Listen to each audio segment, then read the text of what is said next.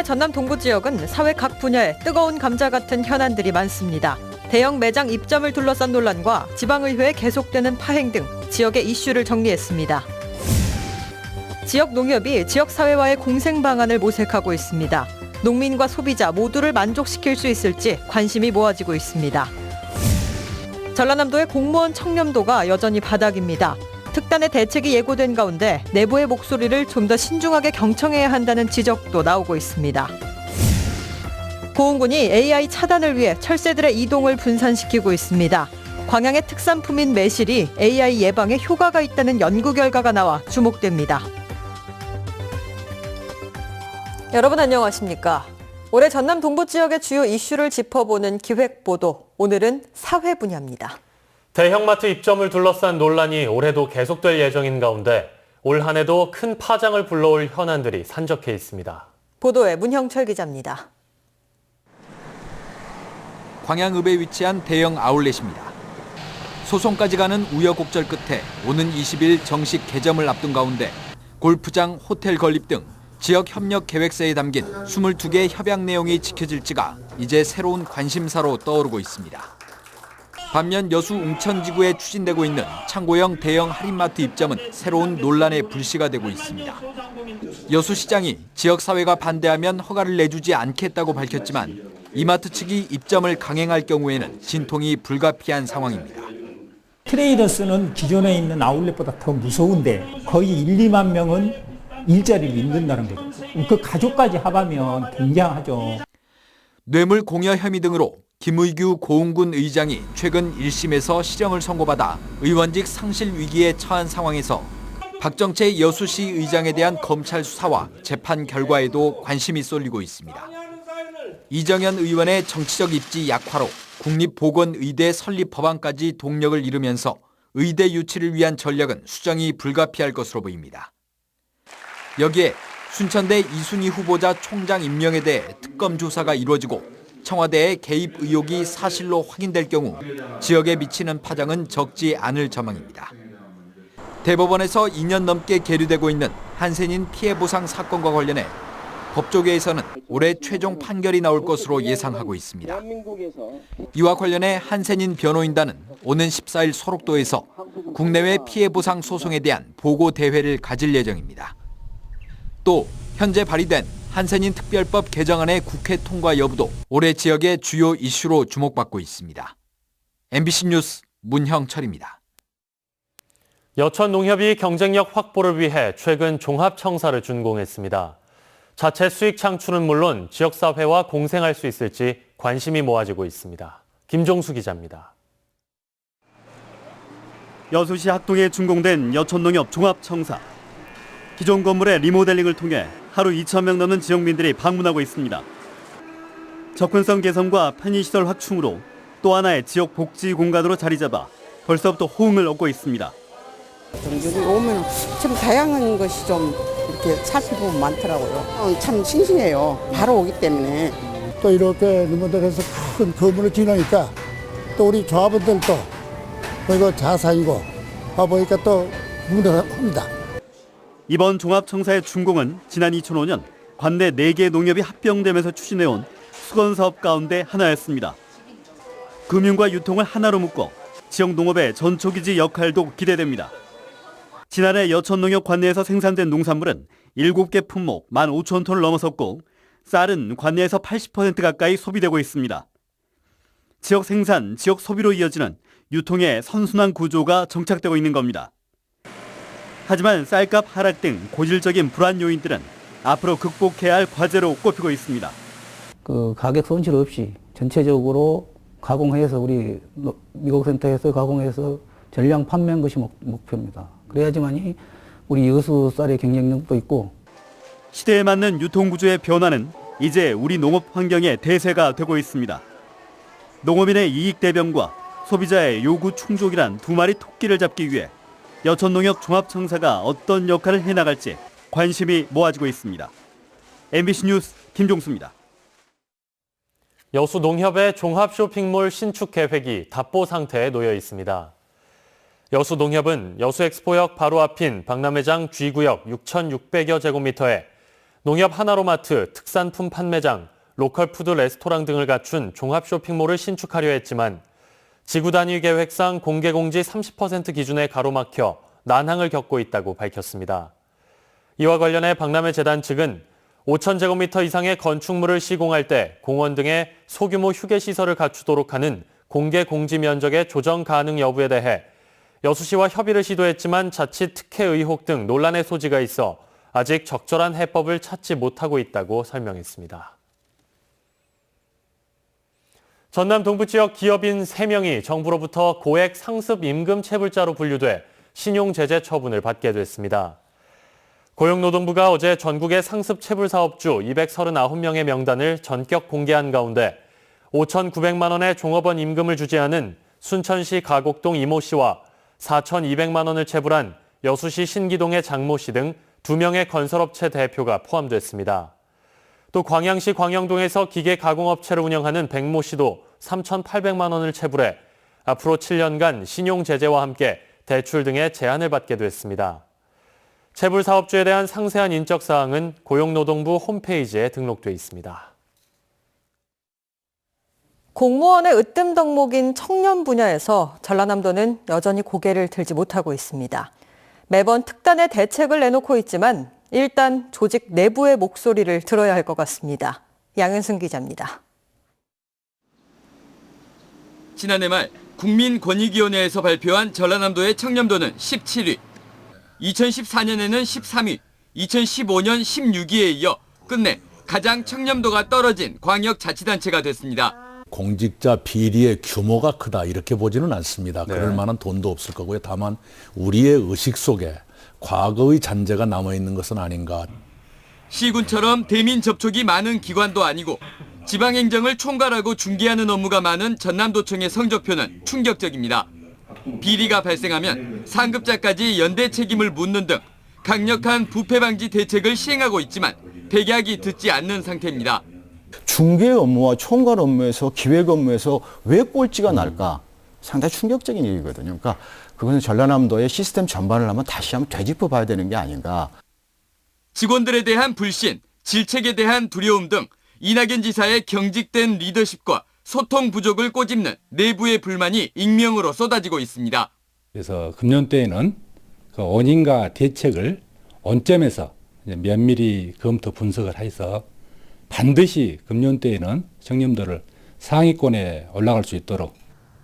이낙연 지사는 올해 평가는 좋아질 거라고 말했지만 지난해 말 태양광 발전 사업과 관련해 공무원이 구속돼 올해 청렴도도 낙관할 수는 없는 상황입니다. MBC 뉴스 양혜승입니다. 고흥군이 철새 이동을 분산시켜 지역 내 AI 전파를 차단하기로 했습니다. 고흥군은 전국적인 AI 확산이 우려되고 있는 가운데 감염 경로가 먹이 부족으로 인한 철새의 이동으로 보고 고흥만과 해창만 등 야생조류 밀집 지역을 중심으로 벼 200톤을 먹이로 공급해 분산 이동을 사전에 막을 계획입니다. 고흥군은 또 예찰 활동 강화로 AI 확산에 적극 대응하겠다며 가금류의 의심 증상이 발견되면 관계 부서에 신고해달라고 당부했습니다. 광양 지역 특산품인 매실이 고병원성 조류 인플루엔자 예방 효과가 높은 것으로 나타났습니다. 일본 추부대학교 아소스츠키 교수가 최근 발표한 연구 결과에 따르면 매실의 무해후랄 성분이 인플루엔자 바이러스 흡착과 숙주세포의 인플루엔자 바이러스 감염 저해 등의 효과가 높은 것으로 조사됐습니다. 또 광양시가 광양매실청을 광양과 영암에서 닭을 사육하는 농가에 적용한 결과 AI 예방 효과가 높아 건강한 닭과 오리를 생산하게 됐다며 매실의 다양한 양리성에 대해 구체적인 연구를 진행할 계획이라고 밝혔습니다. 홍성담 작가의 세월 5월 전시 계획이 확정됐습니다. 책임자들이 작가에게 사과하고 이번 사태와 관련한 백서도 만들기로 했습니다. 김철원 기자가 취재했습니다. 박근혜 대통령을 허수아비로 묘사한 홍성담 작가의 세월 5월.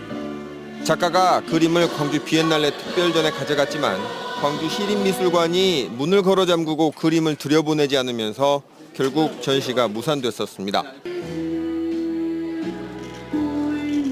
그림 반입이 무산된 바로 그 장소인 광주 시립미술관에서 오는 4월 세월 5월을 만나볼 수 있습니다.